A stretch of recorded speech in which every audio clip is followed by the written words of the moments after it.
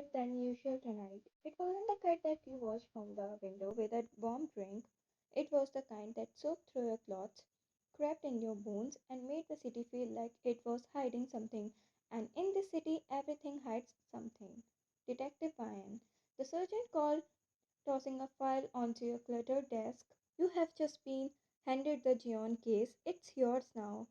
You barely glanced up. You'd be chasing ghosts all month, drug bust, missing girls, cold corpses in dumpster, but the mention of his name made your breath hitch. Gian, you repeated. He nodded. Yeah, the charming psychopath. Five murders confirmed. Might be more. You are on him. You stared at the file. No face, just redacted reports, graining street cam photos, and scribbled autopsy notes. Victims all had one thing in common, a look of terror frozen into their lifeless expressions, and a black rose left behind. You said, I am on him. Your voice was quiet.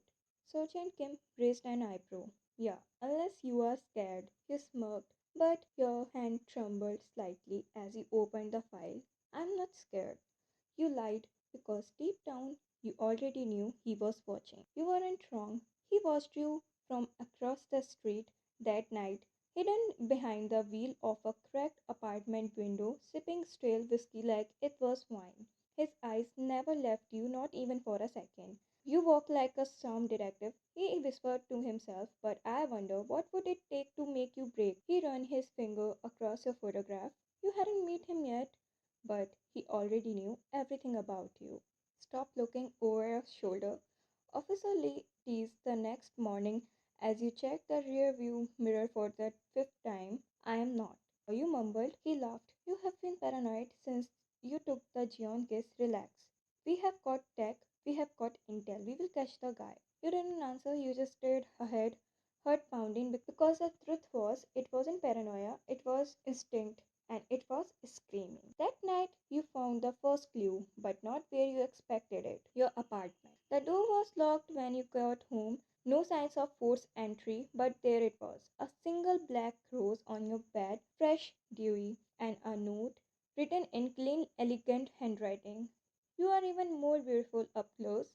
The city doesn't deserve you, but I do. Your fingers went cold. You checked the windows, the back door, every lock, everything was untouched.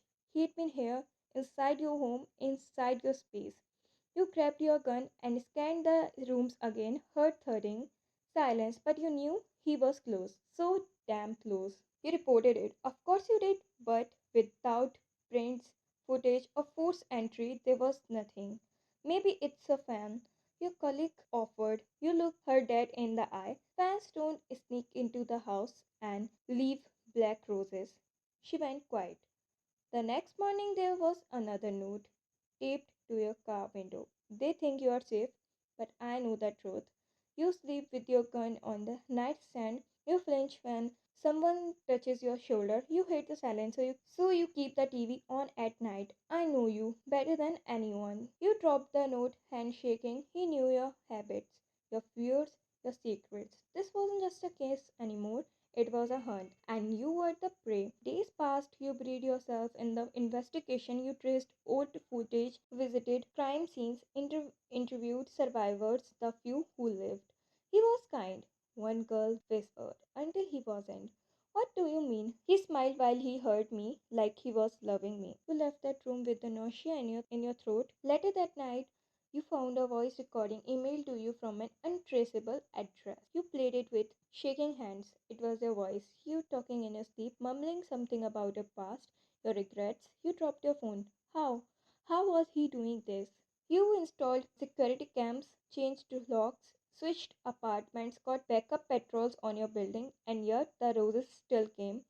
Always one, always fresh, always praised where only you would see. You hadn't seen his face, you didn't even know his real name, but you felt him. Like breath on the back of your neck, like the weight of ice on your skin. He was everywhere and nowhere. It was a Thursday when you finally heard his voice. You picked up your phone expecting your surgeon, but instead, hi Ryan. You froze. It wasn't a threatening tone, it wasn't mocking, it was soft, curious, like an old friend calling after years. You don't sound scared, he continued. Your throat tightened. You are Jeon. I prefer Jungkook, he murmured. Jeon is what they call me, but you can use my real name. You gripped the edge of your desk. What do you want? He chuckled. Now that's a complicated question, detective. Try answering it anyway. Silence. Dan. I want to see you again properly. No mask, no glass between us. We have never met. You lied. Oh, Ryan, he said gently. We have met 100 times. You just didn't know where to look. Your blood ran cold. You are sick. No, he replied. I am in love. You hung up and immediately turned around. There was no one in the office, and you still felt him watching, smiling. They offered to pull you off the case. You refused. You weren't going to run. You were going to end this. That night you set a trap. You pretended to go home, but instead you hid in your car around the corner, watching, waiting. At 2:16 a.m., your apartment light turned on. You moved fast, gun out. Silent steps heard pounding against your ribs. You reached the window and peeked inside, and there he was, standing in your kitchen, wearing a hoodie, brewing your coffee like he belonged. You raised your gun, turned around. He didn't even flinch. Slowly, he turned around, and for the first time, you saw his face. Young, too young, sharp jaw, messy hair, eyes like ink, and a smile that didn't belong to any sane man. Hi, he said softly. You are even more beautiful in person. You didn't lower your gun, but your hand shook. Step away from the counter. Why? He asked. This is your favorite spot, right? You always stand here in the mornings. You like the way the light hits. How do you? I told you. He interrupted. I know you. You moved inside, gun still aimed. He didn't move. Hands up now. He raised them slowly. You look tired. Are you sleeping okay? Shut up. His smile faded. You are scared. I don't want you scared, he whispered. I just wanted to be close. You reached for your cuffs. I'm taking you in. But before you could step forward, he took one slow step toward you. I don't want to hurt you, he said, but if you try to cage me, don't. You won't. He tilted his head. Do you know what it feels like loving someone from a distance, watching them cry alone, laugh with strangers, fall asleep with pain in their eyes? You hesitated. I saw you cry when you found that girl's body, he said. You held her hand like it mattered, like someone still cared. That's why I choose you. You choose me because you are not like them. You don't just follow rules, you feel. That's not love, you snap. That's obsession.